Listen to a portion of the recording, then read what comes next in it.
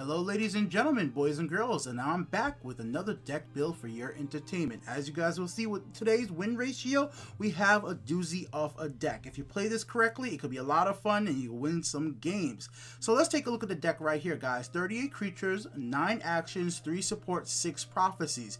It's very much built on doing one thing: ramp, ramp, ramp, stalling until you can ramp, then hit face with Pureblood Elder, Nighttown Lord, or just hidden face with Nyx. It may not seem like an aggro deck, but because you'll have so many big creatures on the field like Spine of the Elder Blood, you can just hit face and not really have to worry about your opponent retaliating unless you're playing a super aggressive deck. And as you saw from the win ratio, I have been doing pretty well with this deck so far. We're going to be looking at a ranked match and a casual match. I was like showing you guys 2 different matches where we play differently, but still outcome is the same. We win the match. As you guys see from the deck list right there, which will be in the description and in the comment section below, it'll be on Legends-Decks, and I will have the deck code that you guys can import into Legends. But let's get into a match right now and just talk about this a little bit more. Alright, let's go ahead and jump into this first match right here. We're going to start off with a ranked match, and I'll explain why in a moment. With our starting hand right here, guys, I didn't want any of these cards other than maybe throwing His Mage. So I kept that and I returned the other 2. And then let's see what we're going to get. We got Fighters Guild Recruit. We got Blackwood. It's not the greatest starting hand if you're going to be fighting something that's going to be super aggressive. But as this is a ramp deck, you're going to want the cards to ramp. You're going to want to throw in His Mage. You're going to want Blackwood to hopefully do its job. Fighters Guild Recruit is an early good card because it just helps you defend yourselves until you can get some of those ramp cards out. Because most of the ramp cards that we have in this deck don't really start until you have 3 Magicka, 4 Magicka, or 2 Magicka with the ring if you're able to activate that, which we do have the ring on our turn, so that works out quite well right here. Our opponent goes ahead and uses Shadow Shift to draw some cards out, then uses a Curse and uses Shadow Shift again right here to move back over to remove us. Decent play. I guess just want to keep them cards in hand. If I was playing, I would probably want to keep those Shadow Shifts because, you know, just use one if anything. Because you already had my creature Curse. I really didn't feel like there's a big reason to remove my Fighters Guild Recruit because most people playing a scout deck don't play heavy items with Fighters Guild Recruit to go ahead and put an item on it to make it go ahead back to active. But my opponent did what they needed to do. They removed my Blackwood, but we still get to go ahead and ramp right here with throwing His Mage because we had the ring. Like I said, ring definitely helps, especially playing very much heavy ranked ramp deck. And as you will see with this deck, guys, it's very simple win conditions if you just want to use it as hit face, which is why I wanted to show you this ranked match first, because I'm not doing this ranked match to go ahead and do anything complicated. We'll see that in the next match, a casual match we'll show after this, which shows a completely different way of playing this. It's just get creatures out there, ramp up as much more than your opponent as fast as possible, then win. So that's what we're going to do here. We have this guard here. This is one of the newer cards into the deck. This is where I'm saying if you want to take this card out, feel free. I just wanted it in there because once again, I like trying out these new Isle of Madness cards and just try to mess around to see how well they work in control scenarios, other scenarios similar. Now my opponent has a way to draw cards. If they kept one of the Shadow Shifts, they would have been able to move to the left lane, probably been able to take out a Curse and then use that Curse in combination with their dragon and get pretty good right there. But as we see already, we have the Nyx combos. We got 10 damage just from the 2 Nyx, and we're doing fairly well so far. We have squashed the Wimpy, which I really didn't feel like I needed to use at all. Even if my opponent did have Drain Vitalities or other curses in hand, I felt pretty confident just knowing how the deck would work and knowing that I had the health advantage, that even once my opponent finally did start to actually hit in my face, I would still be able to draw cards out. And that's what my main thing here. Like, I'm drawing cards because my opponent is going to be able to hit face. You're not going to have a lot of different ways to draw cards in this deck. So here we go. My opponent gets... I was surprised to see this, but hey, it's a guard. It works, whatever it might be. I'm just going to go ahead and keep hitting face because I really just did not see a good reason to do anything other than just keep going aggressive here. I'm running low on cards at this point. I didn't see a reason to use Squash the Wimpy yet. Even if they would go ahead and use a Firebolt and get rid of Nyx, or I know it was a risk, but once again, I'm playing off of eventually my opponent's going to turn the tide, hit face, and I'm going to gain a card, or I'll just draw out my deck slowly but surely. Going to be able to keep on ramping. But this match specifically is not about ramping. It's very simple. I'm gonna hit face, win match. That's game. You guys see some of the lethal creatures here. Lethal creatures are my removals. I don't have finishes off. I don't have leaf lurkers, so you don't have a lot of ways to finish things off, unfortunately, or get a lot of good ways of attacking like big creatures and just getting rid of them, other than having your own big creatures out there. And I just thought, well, that's fine as long as my opponent has to deal with my creatures and I could just slowly ram to the point that I could get some of my stronger creatures out. It will work out, which once again you saw the win ratio. You'll see the next match, which is a little bit more entertaining than this match. This match is stupid simple, like real simple. Like my opponent is using you know, cards that are not putting up much of a threat. Now, how does this deck deal with something like spell swords? People that, like, you know, super aggressive, get creatures out there.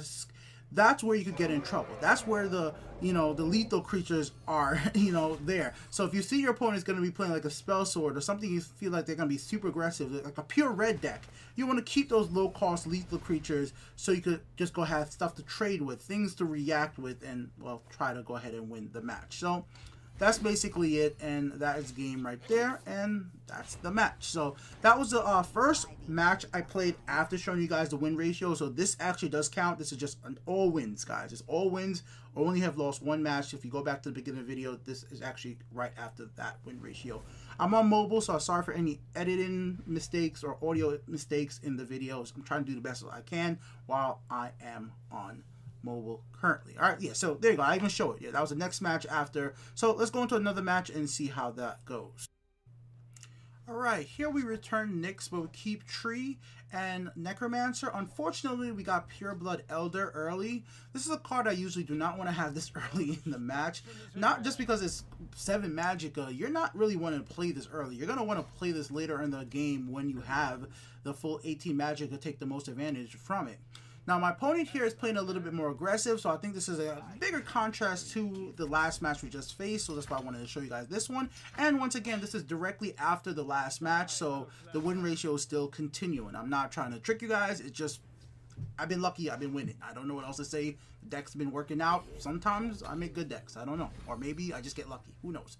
Either ways, we're not going to be doing too bad, even though my opponent seems to have a good advantage here. With a 4-1, that's going to be able to do 3 damage. They obviously are going to be trying to win the match pretty quickly, and my magic account isn't that high already, but Necromancer being able to take back this Magicka ramp from the graveyard is going to be to my advantage. Well, depending on what my opponent does, but still, I didn't feel too bad, especially that I had a way to get drained on the field. It just all depended on how my opponent would go ahead and react. This was just seemed like a super mistake to me on my opponent part right there, like using the Cruel Fire Bloom on the, you know, I understand when to keep a 4-1, but it just isn't that strong of a creature that I think worthy to keep. So here we go, guys. Of course, I could have used the Ring of Magic to get one creature out, but I just didn't think that was a smart move. Having the 2 guards out there would have been, well, I call them both guards, but Shackle to me is almost as good as a guard. Having your opponent creature Shackle is so useful, but this is why I wanted lethal. The lethal here is just to give you stall for time. Depending on how aggressive my opponent's next play could have possibly been, I wanted to have some type of lethal creatures out there with Shadow Shift in case to move for left lane to right lane, whatever it might have been, especially when you're thinking about drain creatures. A lot of time when you play drain creatures, you're just trying to catch back up. You're trying to get health back, but still them attacking you still gives you the chance of you getting the card you might need. There's not a lot of prophecies out here, but if I do get the prophecy magic again, it's going to be able to help us out a lot. Now this match is a little bit longer, but you'll be able to see a lot of stuff that I've used in this deck to actually go ahead and win, so I think it's quite viable. Alright, so here we go, guys. So, as I have not lost any of my lethal creatures, and I don't feel like I need to bring them back, I go ahead and play out Necromancer. Now, if you guys are wondering why I played out Necromancer before I attacked, I actually was hoping that this went ahead and killed Necromancer before it killed the lethal creatures or hit face. Unfortunately, I lost my Sanctuary Pet. I would have preferred to keep that on the field just because of the fact that it is a lethal creature. It's a way, one of my few ways to have removals, but I lost it. Necromancer is just not as important because I have no way of reactivating Necromancer. I don't have a Dragon Priest Mask or anything else that can reactivate the ability. So once it's played out in the field, it's basically a dead creature after its summon effect comes out. Of course, not technically dead because of course you could use it to attack another creature, but for its long run life, not that useful to me. So here we go. We put out health gain right here. Keep the Shadow Shift right here. Don't move it over. let my opponent hopefully think that I don't have Shadow Shift or have a way to reach that. If my opponent goes ahead and uses a Piercing Javelin, it would have really sucked right here. This was a super big mistake on my opponent's part. I understand the play here, which you will see in a second. Instead of, like, if you're going to shackle a creature, you know, like, shackle the creature that could really hurt you. We get the Prophecy ramp. Yes, it gives your opponent Magicka as well, but you're going to be playing better off of this Magicka in the long run, and that's the whole point of this deck. So I just think that was a big mistake on my opponent's part, but we'll see how I take advantage of that. Move left. Once again, I haven't used that before, so my opponent probably wasn't expecting it. Boom. There we go. We'll go ahead and ramp some more because that's what the whole of the deck is about. Yes, there's Sanctuary Pet. Yes, there's other creatures, but the ramp is the key thing here. We'll gain some health. Then we're going to go ahead and ramp a little bit more right here. So we're going to play out the creatures instead of the Hiss Grove. I wanted to keep Hiss Grove in my hand until closer to the time that I would need it because, of course, Hiss Grove can be removed from Priest.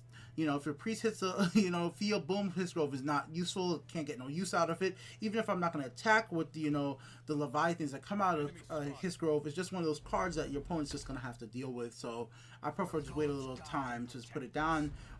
I see right here, like, oh, Exalted Creatures. Like, what's this right here? I was pretty confused that this got put out there, but maybe my opponent's hand wasn't on par right here. So remove that. We'll take the free shackle right there. We'll gain the 4 health. We gain some more Magicka right here. We're going to play out Hiss Grove.